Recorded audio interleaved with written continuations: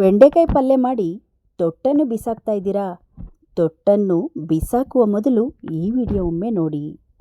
ಬೆಂಡೆಕಾಯಿಯ ಸಿಪ್ಪೆಯ ಒಂದು ದಿವ್ಯ ಔಷಧವನ್ನು ನೋಡ್ಕೊಂಬರೋಣ. ಇಲ್ಲಿ ನಾನಿವತ್ತು ಕೆಲವೊಂದು ಟಿಪ್ಸನ್ನು ತಂದಿದ್ದೀನಿ, ತುಂಬ ಯೂಸ್ಫುಲ್ಲು. ನೋಡ್ಕೊಂಬರೋಣ. ಕಬ್ಬಿಣದ ಕಡಾಯಿ ತೊಗೊಂಡು 1 ಚಮಚ ಓಂ ಕಾಳು ಹಾಕ್ಕೊಂಡು 4 ಎಸಳು ಬೆಳ್ಳುಳ್ಳಿ ಹಾಕ್ಕೊಂಡು 1 ನಿಮಿಷಗಳ ಕಾಲ ಇದನ್ನು ಚೆನ್ನಾಗಿ ಫ್ರೈ ಮಾಡಬೇಕು. ಅದು ಘಮ ಘಮ ಅನ್ನುವ ಸ್ಮೆಲ್ ಬರ್ತಾ ಇರುತ್ತೆ. ಬೆಳ್ಳುಳ್ಳಿನ ಸ್ವಲ್ಪ ಜಜ್ಕೋಬೇಕು ಆ ಒಂದು ಸೌಟಲ್ಲಿ. ಈ ಜಜ್ಜಿರುವ ಓಂ ಕಾಳನ್ನು ಒಂದು ಕಾಟನ್ ಬಟ್ಟೆಯಲ್ಲಿ ಹಾಕ್ಬಿಡಿ. ಬಿಸಿ ಬಿಸಿಯಾಗಿರಬೇಕು. ಮಕ್ಕಳಿಗೆ ಕೋಲ್ಡ್ ಕಫ ಕೆಮ್ಮು ಆಗಿ ವಿಪರೀತ ಮೂಗೆಲ್ಲ ಕಟ್ಕೊಂಡು ರಾತ್ರಿ ನಿದ್ದೆ ಬರೋದಿಲ್ಲ ನೋಡಿ, ವಿಕ್ಸು ಹಾಕಿದರೂ ಬಗ್ಗೋದಿಲ್ಲ. ಹೀಗೆ ಮಾಡಿ ಇದನ್ನು ಕಾಟನ್ ಬಟ್ಟೆಯಲ್ಲಿ ಗಂಟು ಕಟ್ಟಿ ಮಕ್ಕಳು ಮಲಗಿರ್ತಾರಲ್ಲ, ಮಕ್ಕಳು ಮಲಗಿರುವಾಗ ನೋಡಿ ಈ ರೀತಿ ಮೂಗಿಗೆ ಈ ರೀತಿ ಹಿಡಿಬೇಕು. ಒಂದು 10 ನಿಮಿಷಗಳ ಕಾಲ ಮೂಗನ್ನು ಚೆನ್ನಾಗಿ ಏರಿಸ್ಕೊಂಡು ಈ ರೀತಿ ಹಿಡಿದಾಗ ಮಕ್ಕಳಿಗೆ ಒಂಥರ ಫೀಲ್ ಆಗ್ತಾ ಇರುತ್ತೆ, ಆ ಕಫ ಎಲ್ಲ ಕರಗ್ತಾ ಇರುತ್ತೆ. ಈ ರೀತಿ ಮಾಡೋದ್ರಿಂದ ಕಫ ಬೇಗ ಕಮ್ಮಿ ಆಗುತ್ತೆ. ಟ್ರೈ ಮಾಡಿ. ನೆಕ್ಸ್ಟ್ ಟಿಪ್ಸನ್ನು ನೋಡ್ಕೊಂಬರೋಣ. ಅದೇ ಕಬ್ಬಿಣದ ಕಡಾಯಿ ತೊಗೊಂಡಿದ್ದೀನಿ.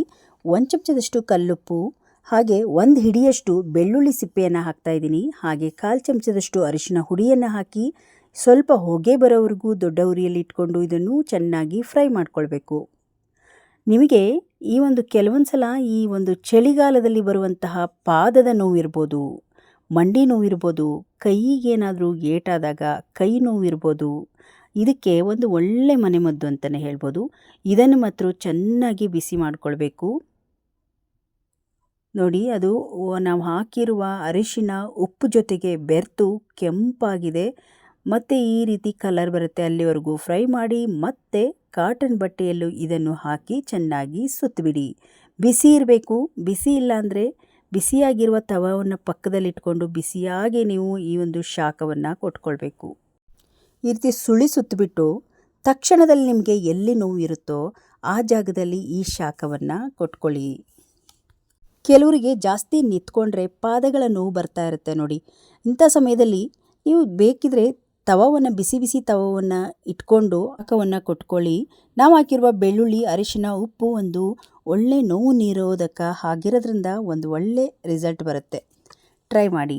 ಬನ್ನಿ ನೆಕ್ಸ್ಟ್ ಒಂದು ಮನೆಮದ್ದನ್ನು ನೋಡ್ಕೊಂಬರೋಣ. ಇಲ್ಲಿ 1 ಚಮಚದಷ್ಟು ಸೋಂಪು ಕಾಳು, 1 ಚಮಚದಷ್ಟು ಓಂ ಕಾಳು, 1 ಚಮಚದಷ್ಟು ಜೀರಿಗೆ, 3 ಲವಂಗ ತೊಗೊಂಡಿದ್ದೀನಿ. ಈಗ ಇದರ ಜೊತೆಗೆ ಅರಿಶಿನವನ್ನು ಈ ರೀತಿ ಪೀಸ್ ಅರಿಶಿನ ತೊಗೊಂಡಿದ್ದೀನಿ. ಇದನ್ನು ಚೆನ್ನಾಗಿ ಹುರಿದು ಪುಡಿ ಮಾಡಿ ಈಗ ಒಂದು ತಟ್ಟೆಗೆ ಹಾಕ್ಕೊಂಡಿದ್ದೀನಿ ನೋಡಿ.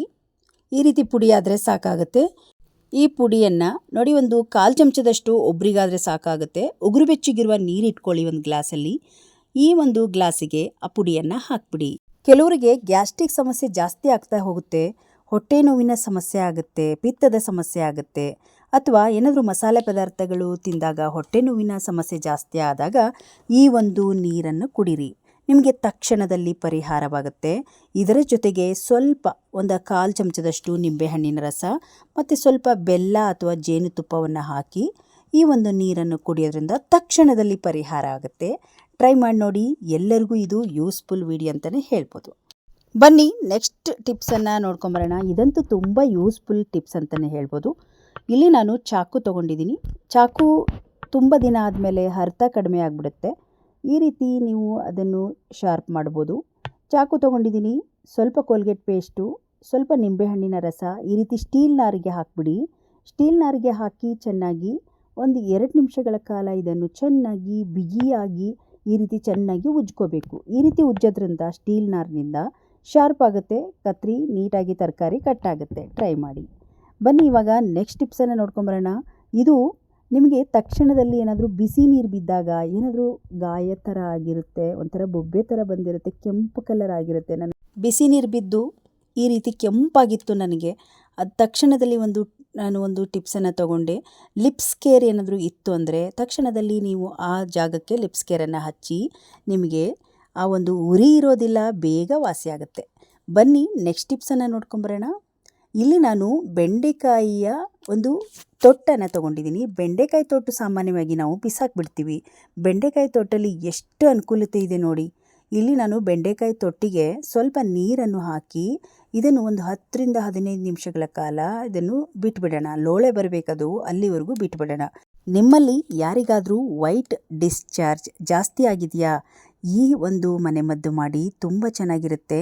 ನೋಡಿ, ಇವಾಗ ಲೋಳೆ ಆಗಿದೆ. 10 ನಿಮಿಷ ಬಿಟ್ಟು ಈ ಒಂದು 3ರಿಂದ 4 ಸ್ಪೂನಷ್ಟು ನೀವು ಈ ಒಂದು ಅದು ಲೋಳೆ ನೀರನ್ನು ತಗೊಳ್ಳಿ, ಒಂದು ಲೋಟಕ್ಕೆ ತಗೊಳ್ಳಿ.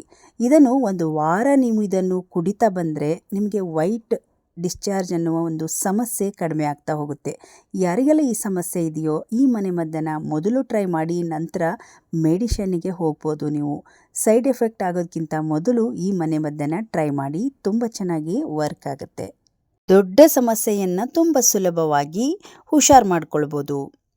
ಇಲ್ಲಿ ನಾನು ಮತ್ತೆ ಇದೇ ಒಂದು ಬೆಂಡೆಕಾಯಿಯ ತೊಟ್ಟನ್ನು ಒಂದು ದೊಡ್ಡ ಪಾತ್ರೆಗೆ ಹಾಕಿ ಒಂದು ಸಾಕಾಗುವಷ್ಟು 1-2 ಜಗ್ ನೀರನ್ನು ಹಾಕಿ ಈ ನೀರನ್ನು ಪಾಟ್ಗಳಿಗೆ ಹಾಕ್ತಾ ಬಂದರೆ ಗಿಡಗಳು ಸಮೃದ್ಧಿಯಾಗಿ ಬೆಳಿತವೆ.